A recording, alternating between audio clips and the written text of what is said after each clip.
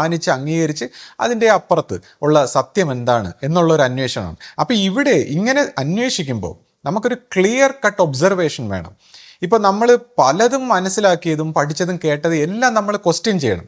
ഇപ്പോൾ ഇന്നിവിടെ നിലനിൽക്കുന്ന ആത്മീയത, നമ്മൾ കേട്ടുവച്ചേക്കുന്ന തന്ത്രം, മന്ത്രം, യോഗം, ബുദ്ധം, അങ്ങനെ പല മതങ്ങൾ, അങ്ങനെ എന്തെല്ലാം വഴിയിൽ സംഭവങ്ങളുണ്ടോ അത് നമ്മൾ കണ്ണുടച്ച് നമ്മുടെ ലോജിക്കലി ശരിയെന്ന് പറയാതെ അതിനെയും നമ്മൾ ക്വസ്റ്റ്യൻ ചെയ്യണം. ഇപ്പം നിരീശ്വരവാദം, അതിനെയും നമ്മൾ ക്വസ്റ്റ്യൻ ചെയ്യണം.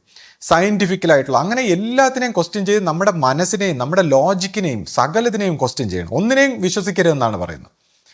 അങ്ങനെ ക്വസ്റ്റ്യൻ ചെയ്ത് ഇതിൻ്റെ ഒരു സത്യം എന്താണ്, അല്ലാതെ നമ്മളിപ്പോൾ പറയുമ്പോൾ ഇപ്പോൾ പലരും പല മതങ്ങൾ പറയുന്നു, പല ധർമ്മങ്ങൾ പറയുന്നു, നീതികൾ പറയുന്നു. അപ്പോൾ ഇവിടെ എവിടെയെങ്കിലും നമ്മളെ ഹിപ്നോട്ടൈസ് ചെയ്ത് തെറ്റിക്കുന്ന എന്തോ ഒരു സിസ്റ്റം എററായിട്ട് നമ്മുടെ മനസ്സിനെ സ്വാധീനിക്കുന്ന, തെറ്റിക്കുന്ന, നമ്മൾ ഈ ധർമ്മം, നീതി, സാത്വികത എന്നൊക്കെ പറയുമ്പോൾ എവിടെയെങ്കിലും ഒരു എറർ സംഭവിച്ചിട്ടുണ്ടോ എന്ന് അറിയാൻ വേണ്ടിയാണ്.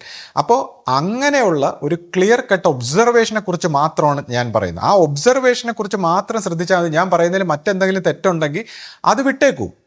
നിങ്ങൾ വിചാരിക്കുന്ന, അല്ലെങ്കിൽ ഇത് കേൾക്കുന്നവർ വിചാരിക്കുന്ന അതിലും തെറ്റുണ്ട്. ഈ ലോജിക്കിനെ പോലും, അതല്ലേ പറയുന്നത്, നമ്മളിപ്പോൾ യുക്തിവാദികളും സയൻറ്റിസ്റ്റുകൾക്ക് പോലും ഈ ആധ്യാത്മിക ദൈവികമായ തലത്തിൽ തെറ്റിപ്പോകുന്ന എന്താണെന്ന് വെച്ചാൽ ഈ ലോജിക്കിനെ പോലും വിശ്വസിക്കാൻ പറ്റില്ല. മനുഷ്യൻ്റെ ലോജിക്ക്, കാരണം മനുഷ്യൻ്റെ ബ്രെയിൻ ആക്ടിവിറ്റി കൊണ്ടുണ്ടാകുന്നതാണ് ലോജിക്ക്.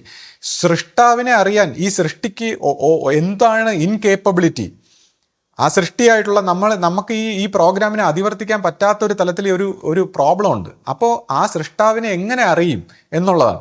അതിൻ്റെ ഒരു വഴിയാണ് ഈ ഗുരുമാർഗത്തിൽ കൂടി സംസാരിക്കുന്നത്. അപ്പോൾ വളരെ നിഷ്പക്ഷമായ ഒരു മനസ്സോടെ കേൾക്കുക. ആരെയും കുറ്റപ്പെടുത്തുന്നെന്നോ ആരെയും പരിഹസിക്കുന്നെന്നോ തെറ്റായിട്ട് പറയുന്നോ ഒന്ന് ശ്രദ്ധിക്കുക. നമുക്ക് ഈ വിഷയത്തിലേക്ക് കടക്കാം. അപ്പോൾ ഈ വിഷയത്തിൽ ഇപ്പോൾ ഗുരുവിൻ്റെ ആ ഓഡിയോ ക്ലിപ്പിൽ ഗുരു സംസാരിക്കുന്നു. ഇപ്പോൾ ഞാൻ ഉള്ളപ്പോൾ നിങ്ങൾ ഇങ്ങനെയാണെങ്കിൽ എൻ്റെ കാലത്തിന് ശേഷം നിങ്ങൾ എന്ത് ചെയ്യുമായിരിക്കും എന്ന് ചോദിക്കുന്ന ഒരു സംഭവമുണ്ട്.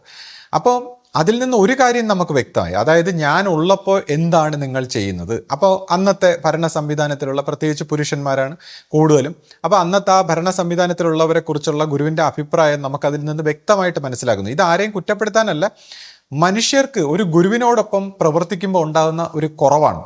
കാര്യം ഞാൻ നേരത്തെ പറഞ്ഞു, ഇത്രയും ക്ലിയർ കട്ട് ഒബ്സർവേഷൻ അവയർനെസ്സിൽ നിൽക്കുന്ന ഗുരുവിനോടൊപ്പം ഈ മാനസിക തലത്തിലിരിക്കുന്ന മനുഷ്യർ പ്രവർത്തിക്കുമ്പോൾ അജ്ഞത കൊണ്ട് അവർക്ക് പറ്റുന്നില്ല, അത് ഫോളോ ചെയ്ത് പോരാൻ പറ്റുന്നില്ല. അപ്പോൾ ഗുരു പറയുന്നു, അന്നത്തെ ആ ഭരണ സംവിധാനത്തിലുള്ള ആൾക്കാരെല്ലാം അത് ഗുരു ഉദ്ദേശിക്കുന്ന പോലെ അല്ല എന്നുള്ളത് ആ സംസാരത്തിൽ നിന്ന് വ്യക്തമായി. ഗുരു പലപ്പോഴും പിണങ്ങി പോകുന്നതും ദേഷ്യപ്പെടുന്നതും വഴക്ക് പറയുന്നതും ഒക്കെ നമ്മൾ നിരന്തരം കേട്ടിട്ടുണ്ട്.